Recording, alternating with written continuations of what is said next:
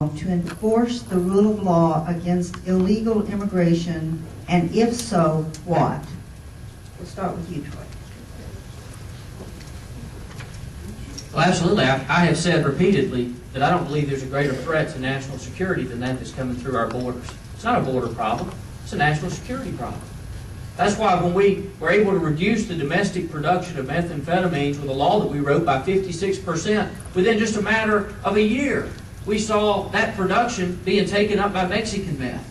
My friends, if meth is coming through our borders, I can't even imagine what else is coming through our borders. In Alabama, we have trained state troopers. The governor's done a good job of cross-training and cross-designating state troopers, local law enforcement, so that they can go and they can arrest. But one of the greatest problems that we have is the problem of the catch and release system being run by the federal government. When we catch them, we turn them over to them. We don't have a border to put them back over.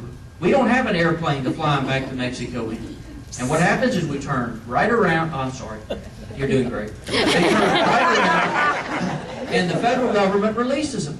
We must do better. Yes, I will use every power available in the Attorney General's office to fight the scourge of illegal immigration.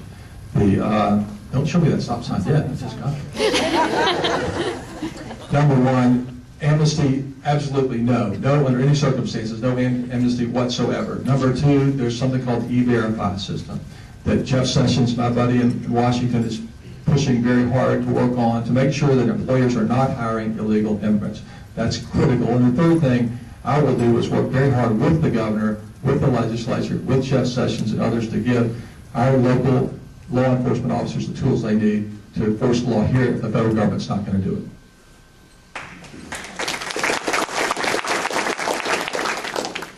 Okay, I'm going to combine two questions here for the sake of time. First part, have either of you accepted money connected with gambling? And the second part, regardless of your position on gambling, do you support letting the people vote on the issue? And it says for each candidate. So that's two-part question. We'll start with you, Luther, on this one. The answer is no, I've not accepted any money from gambling. 90% of the money that we receive in our campaign, fortunately, is from individuals, ordinary people, and living, and you can look them up online. It's publicly available information, and so we're very proud of that. It's a tough situation, but gamblers last December, look it up in the news, put $2.2 million last December, the last 3 days of the month, into about 40 or 50 of these political action committees. And they didn't put it in there just to earn interest. They put it in there to put it out. So go online, follow the money, as they say. And then secondly, of course, we live in a democracy. People should be able to vote. The Attorney General's job is not to tell you what he thinks or she thinks. It's to enforce the rule of law. That's the key. Now, there's a bill, if you're asking me about the specific bill, Sweet Home Alabama, I think that is a massive boondoggle for a select few people, and it's really insulting to the people of Alabama to even consider something like that. And so if you ask me if I'd support that, I'd say absolutely not.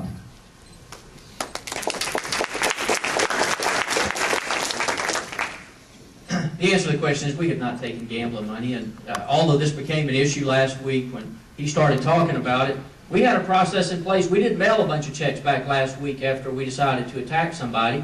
We've been tracking this all along. I can tell you we haven't taken gambling money. I can tell you that we've sent back the money that the gamblers tried to send us, and when we've identified that there was money that looked like it was from gambling interest, we sent it back. But I'm not going to put him in charge of my campaign finances. You might guess how much money he would think I have that didn't come from gambling interest if he was in charge. So we are going to continue to responsibly run things, and yes, I think the people should have a right to vote. I'm going to throw this one in, Troy, since he addressed the bill, Sweet Home Alabama. What's your opinion of that? Well, I prefer the bill that I wrote 5 years ago, which is a straight up or down vote by the people of the state of Alabama. It was endorsed by the governor at the time. It was endorsed by Dan Ireland.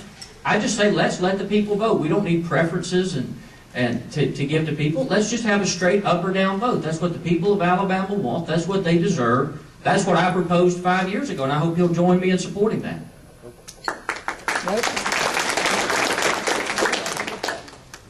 speaking as a candidate for Attorney General, whether or not we vote is up to the legislature and it's up to the governor.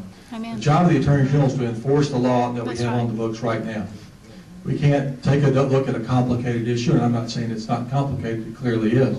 But we can't look at it and say it's just so complicated, or the amendments book is so thick and it's so confusing that we have to have the people sort it out. That's what the Attorney General's job is. That's what I'll do as Attorney General.